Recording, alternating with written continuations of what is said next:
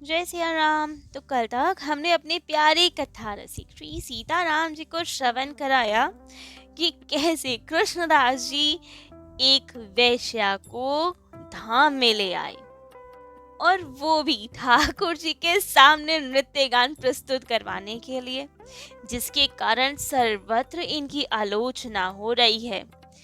वल्लभाचार्य जी के शिष्यों के ऐसा काम, धन का दुरुपयोग करना, मंदिर को भ्रष्ट करना अनुचित है, सब जगह निंदा हो रही है। लेकिन ये बेपरवाह, इनको किसी की चिंता नहीं, केवल मन में एक ही विचार कि ये गाती बहुत अच्छा है, ये नृत्य बहुत अच्छा करती है, मेरे ठाकुर जी तो प्रसन्न हो जाएंगे देख के। तो अब ठाकुर जी की प्रसन्नता से बढ़कर तो कुछ भी नहीं। तो अब इन्होंने सोचा कि क्या किया जाए। ये तो भान था ना कि वो अच्छी स्त्री नहीं है, तो सोचा कि ये तो धाम है ना, यहाँ इतने सारे कुंड हैं, सब कुछ है, ठाकुर जी हैं, यहाँ आके तो हर कोई पवित्र हो सकता है, कोई कितना ही पातकी क्यों ना हो, तो ये स्त्री भी पवित्र हो जाएगी। अब तो बेचारी उस स्त्री को ले गए गोवर्धन जी की परिक्रमा में और जगह जगह जितने कुंड आए सब जगह स्नान करवा डाला। तो ये है भक्त संगत का प्रभाव, वरना तो वे कभी नहीं कर पाती ये सब। अब वो भी करे जाए क्योंकि पैसे पैसे मिलने वाले थे उन्हें भरपूर, उसके लिए तो कुछ भी करने को तैयार हैं। ये तो केवल कुंडों में स्नान है, तो ठीक है, भक्ति भाव से नहीं किया, पैसों के लालच में किया, लेकिन किया। और तो बस जगह जगह सब कुंडों में स्नान करवा दिया उस स्त्री को। तो कहा हाँ, अब ये शुद्ध हो जाएगी। और अब स्वयं अधिकारी हैं मंदिर के, इन्हें तो क्या रोक टोक। ठाकुर जी की प्रसादी वस्त्र दिए इन्हें पहनने के लिए, जो राधा रानी के लिए आए होंगे। आभूषण, वस्त्र, इत्र सब ठाकुर जी का प्रसादी। खूब सुंदर वस्त्र पहराए, आभूषण दिए, इत्र लगाए और खूब सुंदर सज्जा हो गई, सब ठाकुर जी के प्रसादी। अब कोई कैसा भी हृदय का हो, मलिन ही क्यों ना हो, ठाकुर जी की खुशबू लगने के बाद तो स्वभाव चित्त सब महक उठे, चित्त शुद्ध हो ही जाए। ठाकुर जी हमारे ऐसे हैं, तो ये कहाँ बचने वाली थी। अब जब ठाकुर जी की प्रसादी वस्त्र पहने हैं, उन्हीं के आभूषण धारण किए, उनकी सुगंध लगाई, तो हृदय पे तो प्रभाव पड़ेगा ना, धीरे धीरे पड़ेगा, लेकिन पड़ेगा अवश्य। तो अब खूब सुंदर तैयार हो गई है। फिर तो अब कहा कि अब तैयार है ना आप ठाकुर जी के सामने नृत्य गान के लिए। इन्होंने कहा हाँ, कौन है तुम्हारे सेठ। तब लेके गए मंदिर में और अपने इन्हीं सांवरिया सेठ के दर्शन करवाए, गिरधर लाल के दर्शन करवाए। देखते तो अब मन वहाँ क्या ही कहे, क्या स्थिति रही होगी। ठाकुर जी तो एक ही झलक में सबको अपना बना ले, ये भी कहाँ बच पाई होंगी। तो इन्होंने पूछा ठीक से दर्शन हुए ना। इन्होंने कहा दर्शन तो अति सुंदर हुए हैं, यही है तुम्हारे सेठ। तब तो उन्होंने कहा हाँ, ये है मेरे सेठ, इनको रिझाना है तुम्हें, यदि ये तुमसे रीझ गए तो मालम माल कर देंगे। तब तो इन्होंने कहा अवश्य। लेकिन अब ठाकुर जी के सामने ये लोकगीत और ऐसे अजीब अजीब से गीत तो नहीं प्रस्तुत कर सकती थी। तब कृष्णदास जी ने स्वयं एक पद की रचना की और इन्हें सिखाया वो पद। सब राग रागिनियों में इन्होंने वही पद गाया, बहुत सुंदरता से गाया, क्योंकि ये भी ठाकुर जी पे रीझ चुकी थी और अब ठाकुर जी को अपनी मधुर मुस्कान से, नृत्य से, गान से, तान से रिझाना था। आज जिनको रिझाना है वो कोई साधारण मनुष्य थोड़ी है। तो अब कृष्णदास जी द्वारा लिखे हुए पद को गाकर, अलग अलग राग रागिनियों में गाकर, नृत्य करके ठाकुर जी को रिझाने में लगी। वो पद कुछ इस प्रकार है। मोह मन गिरधर छवि अटक्यो, ललित त्रिभंगी अंगनी पर, चल गयो तहाँ ही ठटक्यो, सजल श्याम गन वरन लीन हुए, फिर चित अनत न भटक्यो, कृष्णदास कियो प्राण नुछावर, यह तन जग सिर पटक्यो। इसी पद को बहुत सुंदरता से गा गा कर वे नृत्य कर रही थी। अब ठाकुर जी की मोहिनी इन पे भी चलती गई और ये भी ठाकुर जी को रिझाती गई। नृत्य करते करते तो बस एकदम तादाकार हो गई ठाकुर जी से। इतना प्रेम बढ़ा ठाकुर जी से, इतना प्रेम बढ़ा कि अब जैसे ही ये पद आया, पद की अंतिम तुक आई, कृष्णदास कियो प्राण न्यौछावर, इन्होंने तो ये प्रत्यक्ष करके दिखा दिया। जहां पद की लाइन आई प्राण न्यौछावर, इन्होंने भी अपने प्राण न्यौछावर कर दिए ठाकुर जी पे। इनका शरीर छूट गया। नाचते नाचते ही इतना प्रेम बढ़ा, इतना प्रेम बढ़ा कि मूर्छित होके गिर पड़ी, चौखट पे सर लगा और ठाकुर जी के प्रेम में अपने प्राणों का विसर्जन कर दिया, प्राण न्यौछावर कर दिया अपने गिरधर लाल पर और ठाकुर जी के नित्य लीला में प्रवेश कर गई। अब तो जब ये देखा सबने कि कितना प्रेम है इनमें, ठाकुर जी ने स्वयं स्वीकार किया, ठाकुर जी के सामने नृत्य करते करते ठाकुर जी की ओर चली गई, तब तो सर्वत्र जय जयकार हो गई इनकी। ये एक भक्त के सानिध्य का प्रभाव था, वरना उनमें अभी तो भक्ति नहीं दिख रही थी। हो सकता है पिछले जन्म की हो, तो कह नहीं सकते, लेकिन अभी तो प्रत्यक्ष नहीं दिख रही थी ना, कुछ संग में ही थी। लेकिन एक भक्त की दृष्टि क्या पड़ गई, ठाकुर जी प्राप्त हो गए, ठाकुर जी से प्रेम हो गया। अब यहाँ तो जय जयकार हो गई, लेकिन जो इनके साथ के समाजी थे वे तो बहुत रोने लगे। अरे ये तो हमारी जीविका थी, इन्हीं के कारण तो हम धनोपार्जन करते थे, हम कैसे जिएंगे। अब बहुत रोने लगे। तब तो कृष्णदास जी को उन पर दया आई और सबको 1000 मुद्राएं दी और सबको विदा किया। इतने कृपालु थे, दयालु थे ये कृष्णदास जी। एक समय के बाद कृष्णदास जी और सूरदास जी दोनों गुरु भाई थे, दोनों वल्लभाचार्य जी के ही शिष्य थे, लेकिन दोनों में परस्पर हास विलास हो रहा था और कुछ विनोद की बातें हो रही थी। उसी बीच में विनोद में ही सूरदास जी ने तो इनसे कहा कि आप तो कविता करने में बहुत प्रवीण है ना, बहुत कुशल है, ठाकुर जी को बढ़िया बढ़िया पद सुनाते हैं, लेकिन आपके हर पद में मेरी ही पदों की छाया होती है। कभी कोई ऐसा पद बना के सुनाए जिसमें मेरा छावा ना हो, मेरा परछावा लेकर ही सब बनाते हो आप। किसी में मेरे पद की लाइन आती है, किसी में मेरे पद के भाव आते हैं, आपका अपना क्या है। तब तो उन्होंने कहा नहीं नहीं, मैं तो स्वयं बनाता हूँ। इन्होंने कहा नहीं, सब में मेरे ही पदों की छाया है। तब कृष्णदास जी ने 5-7 पद गाए, लेकिन हर पद को सुन के सूरदास जी कहे अरे इसमें तो मेरे उस वाले पद की लाइन है, इसमें तो वो वाला पद गाया था उसका भाव है। अब तो जो वो पद गाए जा रहे रोज के रोज सूरदास जी यही कहें ये तो हमारे पद का भाव है, ये तो हम गा चुके हैं पहले। असल में सूरदास जी ने इतना बड़ा साहित्य लिखा हुआ है सूर सागर, जिसमें इतने भाव हैं, इतने पद हैं, ठाकुर जी की कोई लीला नहीं छोड़ी उन्होंने गाने से। तो अब कुछ भी गाएं तो लीला तो सेम है, भाव वही आ जाता है। और ये सब में टोक दे कि ये तो हम गा चुके हैं, कुछ नया लेकर आओ, कुछ नया लेकर आओ। अब तो कृष्णदास जी बड़े दुखी कि मैं क्या करूं, इतनी मेहनत करके पद रचता हूँ, लेकिन सूरदास जी तो अपना कोई पद दिखा देते हैं कि ये तो इससे मिलता जुलता है, ये तो हमारी कृति है, आप अपना कुछ लिखो। तब तो कृष्णदास जी ने कहा ठीक है, कल लेकर आऊंगा मैं ऐसा पद जिसमें आपकी पद की छाया ना हो। इन्होंने कहा उचित है, लेकर आना। अब घर पे आए और पूरी रात भर बेचैन, कौन सा ऐसा पद लिखे। जो पद लिखते फिर याद आता कि सूरदास जी का इससे भाव मिलता है, ये है, कोई ऐसा पद ही नहीं रच पा रहे, क्योंकि सब भाव तो सूरदास जी पहले ही लिख चुके हैं। क्या करें, अब बहुत परेशान हुए, इतना संकुचित हुए, इतने मन में ग्लानि हुई कि हम एक पद नहीं लिख पा रहे हैं आज, बहुत दुखी हुए। लेकिन अब भक्त का दुख भगवान से कहाँ देखा जाए। दुखी होके अब ये तो सो गए कि ठीक है अब कोई बात नहीं, सुन लेंगे व्यंग सूरदास जी का, नहीं लिख पा रहे हम, लेकिन ठाकुर जी कहाँ मानने वाले हैं हमारे। तभी श्री नाथ जी प्रकट हुए, एक सुंदर सा पद लिखा स्वयं और वो कागज इनके सिरहाने रख के अंतर ध्यान। अब तो जब ये सुबह उठे तो इतना सुंदर कागज रखा सिरहाने।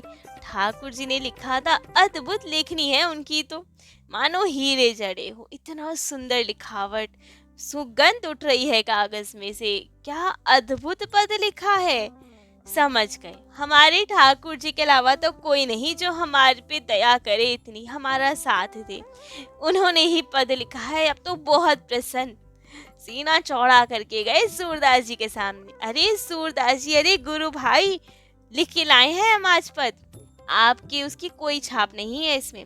सूरदास जी तो ओवर कॉन्फिडेंट थे ही तब। उन्होंने कहा, अच्छा सुनाओ, ऐसा कौन सा पद लिखा है, हम भी देखें, जरूर हमारे किसी की तो छाया मिल ही जाएगी। इन्होंने कहा, नहीं नहीं, आज नहीं मिलेगी, बहुत मेहनत से लिखा है। अच्छा सुनाओ जरा पद। अब तो उन्होंने खूब प्रेम में भर के पद सुनाना स्टार्ट किया। सूरदास जी तो सुनते ही रह गए। इतना अद्भुत पद आपने लिखा? जी जी, और कौन लिखेगा, देखो कितना सुंदर है। अब मत कहना कि मैं कोई अलग से नहीं लिख सकता, आपकी कवि की छाप मिलती है, बिल्कुल न्यारा पद है ये। लेकिन सूरदास जी तो सूरदास जी, वे तो बहुत चतुर, समझ गए कि ये क्या, इनके पिताजी भी ऐसा पद नहीं लिख सकते। उन्होंने कह दिया कि हो ही नहीं सकता ये तुमने लिखा हो। सच सच बताओ, किसने लिखा है ये पद? कोई नहीं लिख सकता, इतने अद्भुत काव्य कौशल तो है ही नहीं तुम में, ये तो दिव्य वाणी प्रतीत हो रही है कुछ। सच सच बताओ किसने लिखा है। अब तो घबराकर उन्होंने कह दिया कि हाँ, हमने नहीं लिखा, लेकिन हमारे प्यारे लाल ने लिखा है।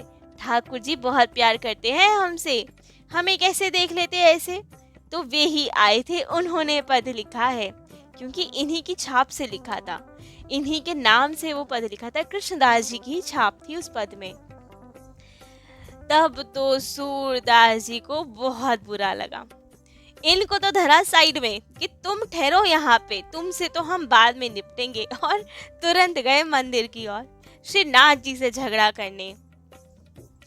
अब कोई भक्त प्रेम यदि अपने सरकार से, अपने ठाकुर जी से करेगा, हंसेगा अपने ठाकुर जी के सामने, कथा उन्हें सुनाएगा, बातें उनसे करेगा, हंसी मजाक उनसे करेगा, तो क्या लड़ाई झगड़ा करने पड़ोसी के पास जाएगा? तब भी तो उन्हीं के पास जाएगा ना। दुखी होगा तो भी तो अपने ठाकुर जी के पास ही जाएगा। तो ऐसे ही सूरदास जी प्रसन्न हो तो ठाकुर जी के पास, लेकिन आज जब गुस्सा हुए, नाराज हुए, तो नाराजगी जताने किसके पास जाएं? यही तो है ना उनके अपने, तो इन्हीं के पास आया झगड़ा करने और कहा, अच्छा ठाकुर जी, हम दोनों गुरु भाई में झगड़ा हो रहा था, वो मेरे गुरु भाई हैं, मैं उनका गुरु भाई हूँ, दोनों भाइयों के बीच आने की तुम्हें क्या जरूरत पड़ गई? हम दोनों आपस में निपट लेते ना, तुम्हें क्या जरूरत पड़ी थी बीच में आने की, जो उसकी मदद की? बहुत पक्षपाती हो गए हो तुम, उसी से ज्यादा प्रेम है तुम्हें। फिर कहा, अच्छा बहुत बड़े कवि बन गए हो ना, पद रच के दोगे उन्हें, तो ठीक है, तुम ही बैठ जाओ यहाँ पे, स्वयं पद रचो, स्वयं गाओ और स्वयं को ही रिझाओ। मेरी क्या जरूरत है तुम्हें? अब नहीं आऊंगा तुम्हारे पास, कोई पद नहीं रचूंगा तुम्हारे लिए, नहीं रिझाना तुम्हें। तुम तो कृष्णदास जी को बिठाओ, उन्हीं के पद सुनो, उन्हीं के लिए पद रचो, हम कोई नहीं है तुम्हारे। खूब झगड़ा किया, खूब नाराज हुए श्रीनाथ जी से। कहा, जब हमारी जरूरत ही नहीं है, तुम्हें ही सब आता है, पद रचना, गाना, नृत्य करना, तो ठीक है, हम जाते हैं अपने घर, हमें नहीं रहना यहाँ। और यूं तो बस रूठ कर अपने स्थान को आ गए परसौली, और 4 दिन हो गए मंदिर गए ही नहीं।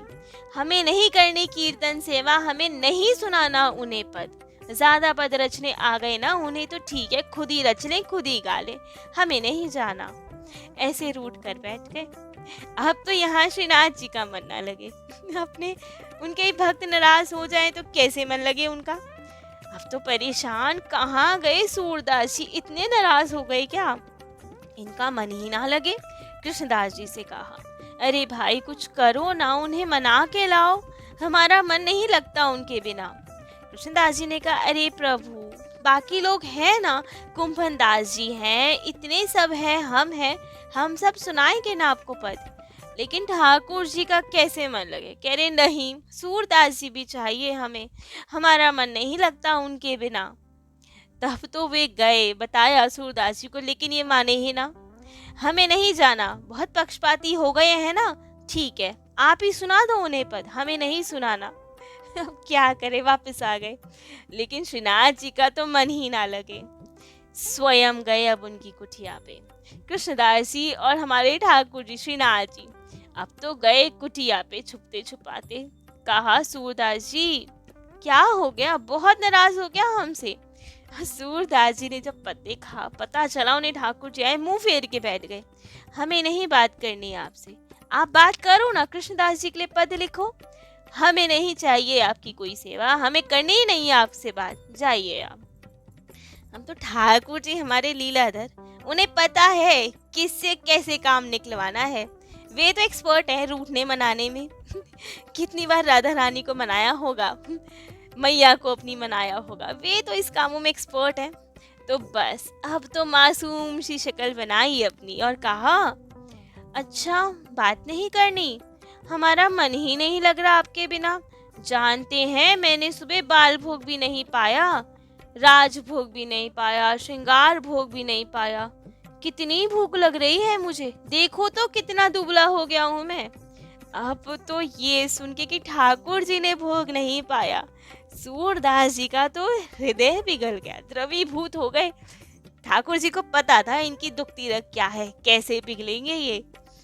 तो अब तो रोने जैसी शक्ल बना के यही कहे जाए, बहुत भूख लग रही है, लेकिन क्या करूं, जब तक आप मुझे बढ़िया से पद नहीं सुनाते मेरे को भूख ही नहीं लगती, मन ही नहीं करता खाने का। तो अब क्या करूं, आपने पद सुनाया नहीं तो भोजन ही नहीं किया गया मुझसे, तब से भूखा हूं मैं। कोई बात नहीं, आप नहीं आएंगे तो ऐसे ही रह लेंगे। अब तो सूरदास जी भी कब तक टिकते। अरे लाला आपने पाया क्यों नहीं भोजन, ये है ना कृष्णदास जी, इतने सारे हैं वहाँ पे, किसी से भी पद सुन लेते आप, भोजन तो पाते। इन्होंने कहा नहीं नहीं, आपके वाले ही पसंद आते हैं मुझे, ये तो अभी बालक है, इन्हें क्या पता कैसे गाना है, आपसे ही पद सुनना था, लेकिन कोई नहीं अब भूखे ही रह लेंगे। तब तो सूरदास जी ने कहा कि नहीं नहीं हम चलेंगे, लेकिन कहा आपने पक्षपात तो किया, बहुत दुखी किया, मेरे लिए तो आज तक कुछ नहीं लिखा, इनके लिए पद लिख दिया।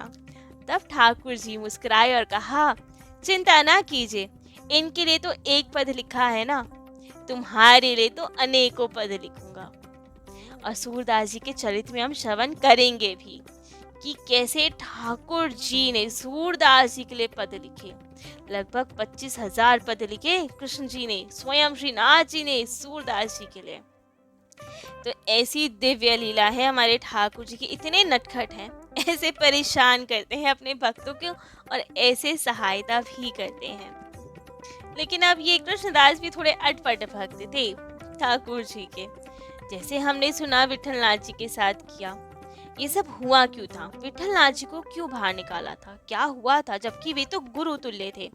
अब वल्लभाचार्य जी के हमने चरित्र में श्रवण किया था कि वे तो चले गए थे संन्यास लेकर, केवल 52 वर्ष की आयु में सदैव गोलोक चले गए थे और गद्दी मिली थी विठलनाथ जी को, और विठलनाथ जी ही यहाँ की सब सेवा आदि संभालते थे और अष्टछाप की रचना की और सबको साथ लेकर ठाकुर जी की खूब सेवा चल रही थी।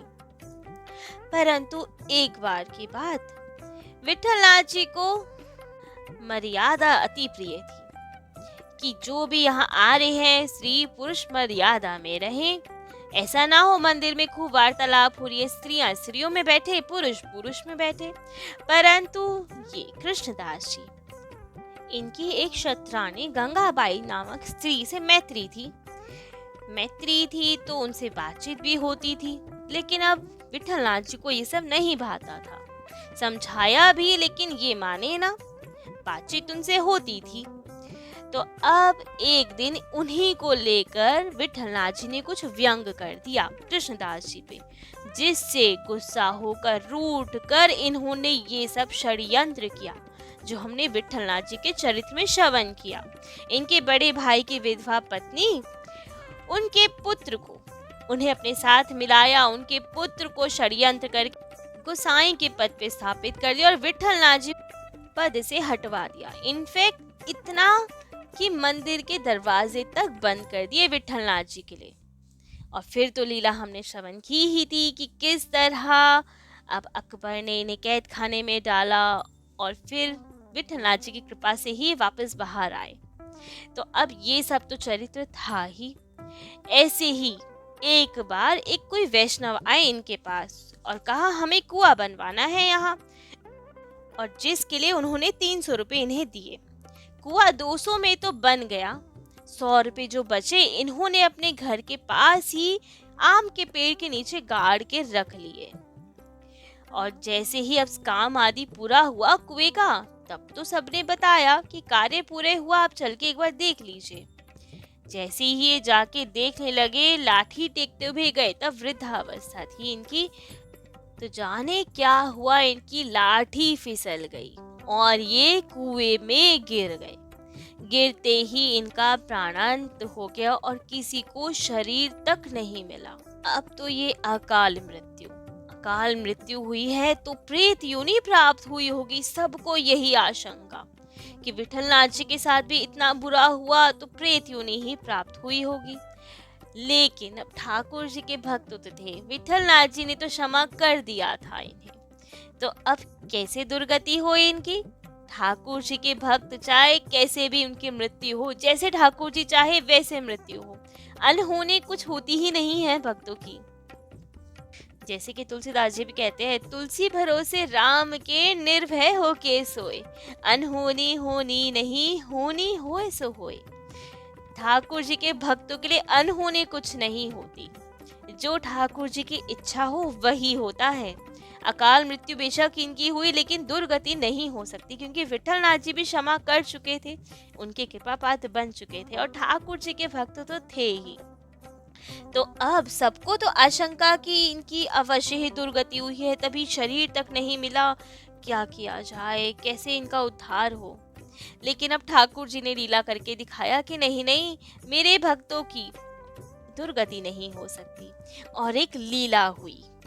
कुछ ग्वाल बाल जब गोवर्धन जी पे गैया चराने जा रहे थे, तभी उन्हें कृष्णदास जी के दर्शन हुए दिव्य स्वरूप में। और श्री कृष्णदास जी ने कहा कि आगे बलदाऊ जी गए हैं, उनके साथ मैं भी पीछे पीछे जा रहा हूँ, आप लोग गोसाई श्री विठलनाथ जी से मेरा प्रणाम कह देना। और फिर बताया कि जहाँ मेरा निवास स्थान था वहाँ आम के पेड़ के नीचे 100 रुपये गाड़े थे मैंने, जिससे सुरक्षा रहे उसकी। गोसाई जी से कहना वो रुपए निकाले और कुएं का जितना काम बचा है वो उस रुपए से ही करे। और इतना कह के फिर उन्होंने कहा अच्छा अब मैं जा रहा हूँ। दाऊ जी आगे चले गए, सब गैया को घेरना है और वे अंतर ध्यान। अब सब तो ब्रिजवासी जिन्होंने देखा सब गोसाई जी के पास आए, उन्हें सब घटनाक्रम बताया। तब तो गोसाई जी ने कहा कि ठाकुर जी के भक्तों की दुर्गति नहीं होती, इसीलिए उनके दर्शन हुए तुम्हें। लेकिन अभी भी सबको विश्वास नहीं कि क्या पता ऐसी ही कोई बात बता के कह रहे हो। तब सब उनके घर पे गए, खुदाई करवा के देखा गया तो वो 100 रुपये मिले। उसे कुएं का काम करवाया, जितने शेष बच गए उनसे ठाकुर जी के संतों के सबका भोज भंडारा हुआ। तब सबको विश्वास हुआ कि ठाकुर जी के वैष्णव जनों को कभी दुर्गति प्राप्त नहीं होती। वे तो ठाकुर जी के सखा बन के उनके नित्य लीला में शामिल हो गए हैं। और ये सब जान के अब सबके हृदय में अपार सुख उत्पन्न हो गया।